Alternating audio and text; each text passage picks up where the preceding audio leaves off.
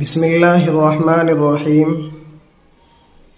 18واں سبق،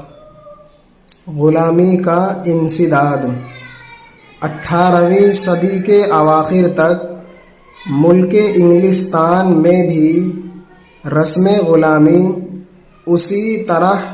جاری تھی جس طرح دنیا کے تمام اطراف و اکناف میں اس کا عام رواج تھا۔ اکثر آدمیوں کو جبراً گرفتار کر کے دور دست جزائر میں جہاں مزدوروں کی ضرورت تھی روانہ کر دیتے تھے، جس طور سے آج کل اسباب اور مویشی کی فروخت کے اشتہارات اخباروں میں چھپتے ہیں۔ اسی انداز سے لندن اور لیورپول کے پائبند حقیر گرفتار پھنسا ہوا،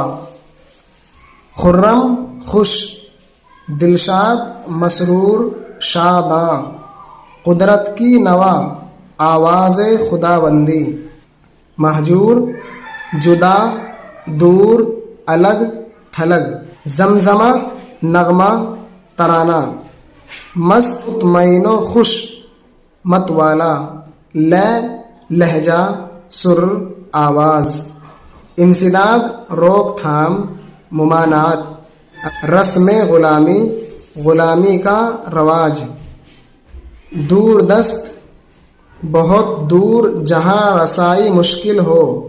جزائر، واحد، جزیرہ، ٹاپو، یعنی یہ بتانا چاہ رہے ہیں جزائر جمع ہے، اس کا واحد ہے جزیرہ، یعنی جزائر پلورل ہے اور اس کا سنگولر ہے جزیرہ، تو جزائر واحد، جزیرہ یعنی جزیرہ واحد ہے اور جزائر جمع ہے۔ ٹاپو، اس کے معنی ہے خشکی کا وہ خطہ جس کے چاروں طرف پانی ہو، مویشی، جانور، چوپائے۔ اخبارات میں حبشی غلاموں کی بیع کا اشتہار مشتہر کیا جاتا تھا۔ جو حبشی غلام مالک کے جور و جفا سے تنگ آ کر فراری ہو جاتا تھا، اس کی گرفتاری کے لیے انعامی اشتہار اسی طریقے سے جاری ہوتے تھے جیسے فی زماننا روپوش مجرم کی نسبت ہوتے ہیں۔ اس تاریک زمانے میں ایک شخص شارب نام کھڑا ہوا، رحم دلی اور خدا ترسی کی راہ سے اس نے اس ظالمانہ رسم کے انسداد پر کمر ہمت باندھی اور غلاموں کی آزادی کا بیڑا اٹھایا۔ شارب کوئی بڑا دولت مند یا صاحب اقتدار آدمی نہ تھا، وہ عہد طفلی میں ایک پارچہ باف کے ہاں کام کرتا تھا، پھر ایک دفتر میں محرر ہو گیا، مگر ابتدا ہی سے اس کو رفاہ خلائق کے کاموں میں سعی و کوشش کرنے کا شوق تھا اور اس شوق کے ساتھ دلیرانہ ہمت اور استقلال بھی رکھتا تھا۔ غلاموں کی حمایت پر متوجہ ہونے کا باعث یہ ہوا کہ ایک روز شارب صاحب نے ایک مصیبت زدہ اور بیمار و ناچار حبشی کو در بدر گدائی کرتے ہوئے دیکھا۔ اس کا ماجرا پوچھا تو معلوم ہوا کہ بے رحم مالک نے غضبناک ہو کر اس کو ایسی سخت سزا دی تھی کہ پاؤں سے لنگڑا اور آنکھوں سے قریب قریب اندھا ہو گیا۔ جب کسی کام کا نہ پایا تو اپنے گھر سے نکال دیا۔ شارب کو اس کے حال زار پر بیع فروخت مشتہر کرنا، مشہور کرنا، عام کرنا، اعلان کرنا، جور و جفا، ظلم و ستم، زیادتی، نا انصافی، فراری، بھگوڑا، روپوش، چھپا ہوا، پوشیدہ، رحم دلی، ہمدردی، مہربانی،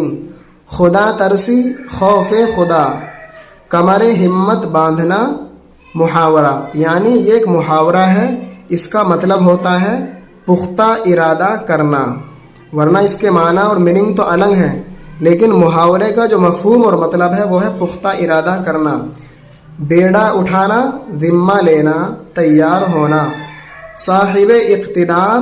عہدے دار، سرمایہ دار، صاحب عزت، عہد طفلی، بچپنا، پارچہ باف، کپڑا بننے والا، جولاہا، محرر، منشی، لکھنے والا، رفاہ خلائق، مخلوق کو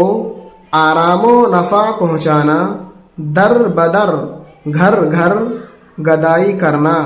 بھیک مانگنا، ماجرا، واقعہ، حال زار، پریشان حال۔ بہت رحم آیا اور اپنے بھائی ولیم کے پاس جو غربا اور مساکین کا علاج کیا کرتا تھا بھیج دیا۔ چند روز میں ولیم کے حسن تدبیر اور معالجے سے وہ صحیح اور تندرست ہو گیا۔ تب شارب صاحب نے اس کو ایک جگہ نوکر رکھا دیا۔ اتفاقاً ایک عرصے کے بعد اس کے مالک نے پہچان لیا، صحیح سالم اور توانا دیکھ کر تما دامن گیر ہوئی، یہاں تک کہ اس بیچارے کو گرفتار کرا کے حوالات میں بھجوا دیا۔ جب یہ بلا نازل ہوئی تو اس نے اپنے محسن شارب کے نام خط بھیجا۔ اس نے نہایت کوشش کر کے اس کو عدالت سے رہا کرایا، اسی طرح وہ اکثر مظلوموں کو ظالموں کے پنجے سے چھڑاتا اور جور و تعدی سے بچاتا رہا، لیکن مقدمات کی پیروی میں اول کوئی وکیل اس کا ممد و معاون نہ بنا، اس لیے شارب کو خود قانون کا مطالعہ کرنا پڑا، مگر جب اس کی صدق نیت اور اس کار خیر کی خوبی عیاں ہو گئی تو چند ذی لیاقت قانون داں بھی اس کے معین و مددگار بن گئے۔ انجام یہ ہوا کہ شارب کی مردانہ ہمت و استقلال نے رسم غلامی کو انگلستان سے نیست و نابود کرا کے چھوڑا، اور یہ قطعی فیصلہ ہو گیا کہ کوئی غلام ہو انگلستان کی سرزمین پر قدم رکھتے ہی آزاد ہے۔ پھر اس جواں مرد عالی حوصلے نے لوگوں کا حسن تدبیر، صحیح اور مناسب غور و فکر، دامن گیر ہونا، وابستہ ہونا، حوالات وہ جگہ جہاں مجرم کو تحقیقات کے لیے نظر بند رکھا جاتا ہے، جور و تعدی، ظلم و ستم، مقدمات کی پیروی کرنا، آپسی جھگڑے کی کسی بات کو عدالت میں لے جا کر دلائل و شواہد کی روشنی میں انصاف چاہنا، ممد و معاون، مددگار و دستگیر، صدق نیت، پرخلوص ارادہ، عیاں ہو جانا، ظاہر ہو جانا، ذی لیاقت، لائق و ہوشیار، قانون داں، ماہر قانون، قانون جاننے والا، نیست و نابود کرنا، بالکل ختم کرنا، قطعی، حتمی، واقعی، جواں مرد، بہادر، عالی حوصلہ، بلند ہمت، زبردستی جلا وطن کیا جانا اور جزائر کو بھیجنا بھی موقوف کرایا۔ غلاموں کی آزادی کے لیے ایک بڑی سوسائٹی یعنی مجلس قائم کی، جس میں بہت سے جلیل القدر عمائد شریک ہوئے، اور رفتہ رفتہ وہ خواہش جو اکیلے شارب کے دل میں پیدا ہوئی تھی اہل انگلستان کا ایک مسلمہ مسئلہ بن گئی، اور سن 1834 عیسوی میں قلم روِ برطانیہ سے سارے غلام یک قلم آزاد کر دیے گئے۔